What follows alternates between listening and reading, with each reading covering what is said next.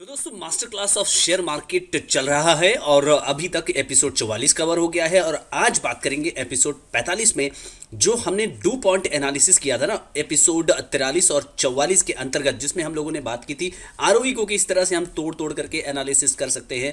अलग अलग पार्ट्स में उसका जो है एनालिसिस करने पे डू पॉइंट हमें बताता है कि चीज़ें किस तरह से एक दूसरे से कनेक्टेड होती हैं, किस तरह से एक दूसरे से कनेक्टेड होती हैं। वो ऑपरेटिंग मार्जिन से ले करके आपका लीवरेज तक सब कुछ जो है डू पॉइंट एनालिसिस हमें बताता है कि आरओई किस तरह से इंपैक्टेड होती है। इस वीडियो में दोस्तों यहाँ बात करेंगे आरओई के बारे में ही। देखिए कुछ नया सीखिए एपिसोड नंबर 45 के अंतर्गत। दोस्तों इस वीडियो में बात करूंगा आरओई यानी कि return on equity. Return on equity एक काफी इंपॉर्टेंट पैरामीटर होता है। रिटर्न ऑन इक्विटी जो है वो आप लोग नहीं देखते हैं। आप लोग मैक्सिमम क्या देखते हैं? मैक्सिमम हम लोग देखते हैं पीई रेशियो। पीई रेशियो देखिए वैल्यूएशन का एक अच्छा खासा माध्यम है, उसे देखना ही चाहिए, लेकिन गाड़ी चलाते समय केवल ब्रेक को ही हम लोग नहीं देखते, काफी सारी चीजें देखते हैं ना। तो पीई रेशियो के अलावा return on equity, return on equity में हमने देखा डू पॉइंट एनालिसिस किस तरह से वो इंपैक्ट करता है हर एक चीजों को। तो अगर आपको नहीं पता कि डू पॉइंट एनालिसिस क्या है तो एपिसोड नंबर 43, एपिसोड नंबर 44 वहां जाइए,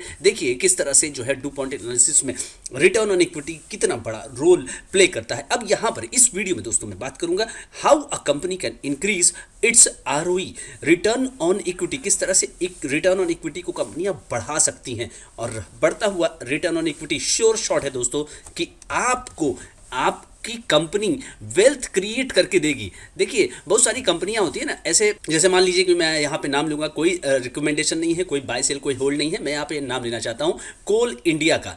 कोल इंडिया एक ऐसी कंपनी है, या सरकारी कंपनियां जैसी जितनी भी होती हैं, आजकल सरकारी कंपनियां थोड़ा सा रिटर्न देना शुरू की हैं 2 से 3 साल में अगर आप देखें, लेकिन परंपरागत रूप से इन कंपनियों में क्या होता है, पी रेशियो कितना कम होता है तो क्या जाकर के आप ले लेते हैं, आरओई भी बहुत ज़्यादा नहीं होता। तो ये सब कंपनियां वैल्यूएशन के मामले में कुछ नहीं होता, डिविडेंड आपको मिलेगा, लेकिन ये ऐसे घर की तरह है ना जिसका कि वैल्यू कभी नहीं बढ़ेगा, वहां से रेंट आपको मिल जाएगा, वैल्यू कभी नहीं बढ़ेगा। लेकिन आपको वेल्थ बना के कौन सी कंपनी देगी?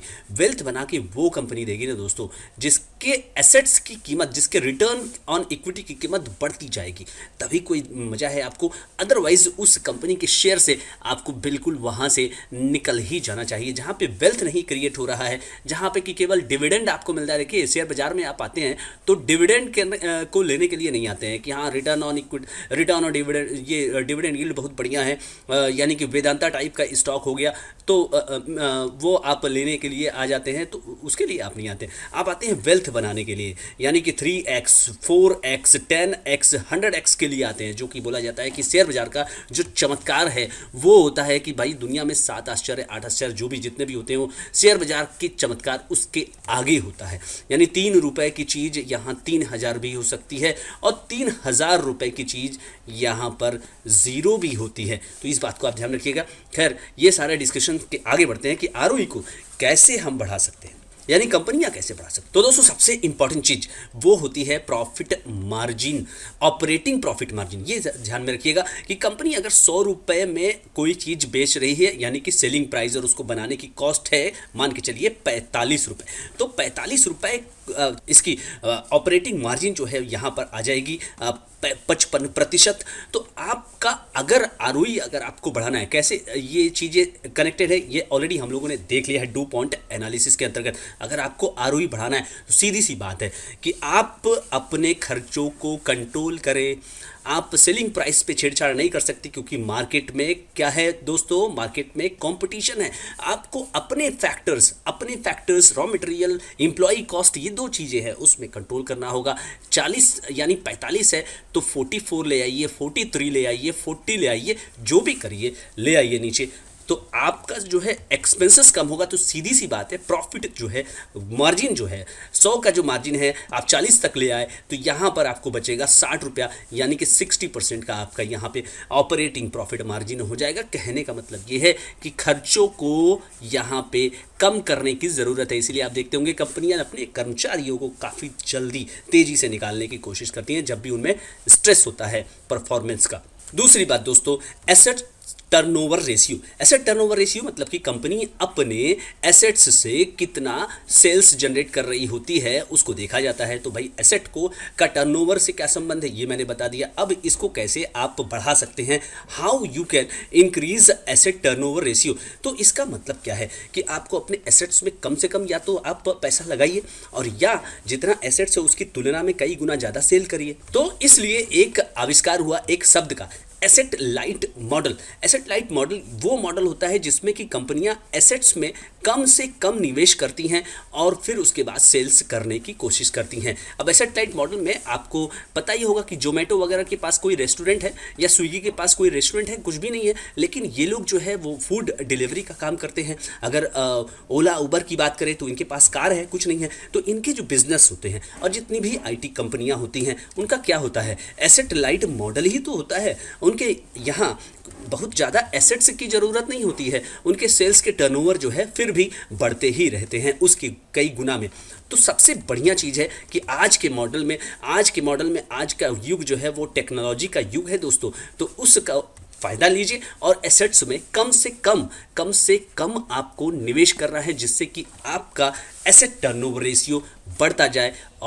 और जब एसेट टर्नओवर रेशियो बढ़ेगा तो सीधी सी बात है कि आपका जो आरओई है ना दोस्तों वो भी बढ़ेगा। दूसरी चीज़ है कि अगर आपका बिजनेस ऐसा है जिसमें कि आप एसेट जो है लाइट मॉडल को नहीं इम्प्लीमेंट पा रहे हैं, ये नहीं हो पाएगा, ठीक है। तो आप क्या करिए कि अपनी पूरी मैन्युफैक्चरिंग, आपका ऐसा प्रोडक्ट है जिसको कि आपको बनाना ही है तो दूसरों से बनवा लीजिए। पतंजलि क्या करती है दोस्तों, तो पतंजलि का आप देखिए, और ज़्यादातर जो एफएमसीजी कंपनियां क्या करती हैं आप बताइए। आप देखिए उनके पैकेज के पीछे देखा करिए कि कहाँ बनता है। तो उनके ज़्यादातर जो मैन्युफैक्चरिंग जो होते हैं वो दूसरी कंपनियां बनाती हैं, यानी कि प्रोडक्ट जो है वो मैन्युफैक्चरिंग आउटसोर्स कर लेते हैं। तो एसेट्स में निवेश करने का उनका कोई मतलब नहीं है, पैसा फंसाने का कोई मतलब नहीं है। तो इसका सीधा सा मतलब ये होगा कि रिटर्न ऑन इक्विटी बढ़ जाएगा। अब आरओई कैसे और भी बढ़ सकता है, एक और भी तरीका है कि आप जो है और ज़्यादा लीवरेज ले लीजिए। लीवरेज का मतलब होता है कि आप लोन ले लीजिए और लोन लेकर के इन्वेस्टमेंट करिए और उसके बाद आपकी आरओई बढ़ना तय है। लेकिन इसका एक कंडीशन है। क्या कंडीशन है दोस्तों, ये तभी एफिशिएंटली काम करेगा जब आपने जो लोन लिया हुआ है, आपने जो डेट लिया हुआ है, उस मान लीजिए कि आपने उसको 12% पे लिया हुआ है, ठीक है। तो 12% से ज़्यादा आपकी कॉस्ट हो गई 12%, उससे जो है ज़्यादा पैदा करेंगे आप, तभी तो उससे आप 15% से 20% ज़्यादा मतलब कमाएंगे, यानी कि 4% 6% ज़्यादा कमाइए उससे, तभी ना आपका आरओई बढ़ेगा। अदरवाइज़ क्या होगा, आपने लोन ले लिया कि आरओई बढ़ाएंगे और भी बड़ा बिजनेस करेंगे और उसमें 12% आप भर रहे हैं और उससे कमाई क्या हो रही है, 10% ही हो रही है, यानी नेट क्या होगा, 2% का नुकसान, आरओई डाउन। तो आपको इस बात को समझ के चलना चाहिए। तो दोस्तों आपने इस वीडियो में क्या देखा कि आरओई को हम किस तरह से बढ़ा सकते हैं। ये काफ़ी इंपॉर्टेंट पैरामीटर होता है कि आरओई बढ़ाने के लिए ग्रॉस प्रॉफिट की मार्जिन को आपको ध्यान में रखना होता है, साथ ही एसेट्स को आपको ये देखना पड़ता है कि कम से कम इसमें निवेश हो, और दूसरी बात कि अगर आपको अपना आरओई बढ़ाना है तो डेट पर भी ध्यान दीजिए। लेकिन इस बात का भी ध्यान रखना पड़ेगा कि डेट जो आपने लिया उसकी कॉस्ट ऑफ कैपिटल से ज़्यादा आपकी अर्निंग आनी चाहिए, आपकी कमाई होनी चाहिए, अदरवाइज वहां पे डेट ट्रैप में आप फंसते हुए नजर आएंगे। तो इस प्रकार इस वीडियो में दोस्तों इतना ही। अगर चैनल पर आप नए हैं तो सब्सक्राइब करते हुए जाइए, लाइक करिए, शेयर करिए, चैनल के साथ सपोर्ट बिल्कुल बनाए रखिए। Thank you so much friends.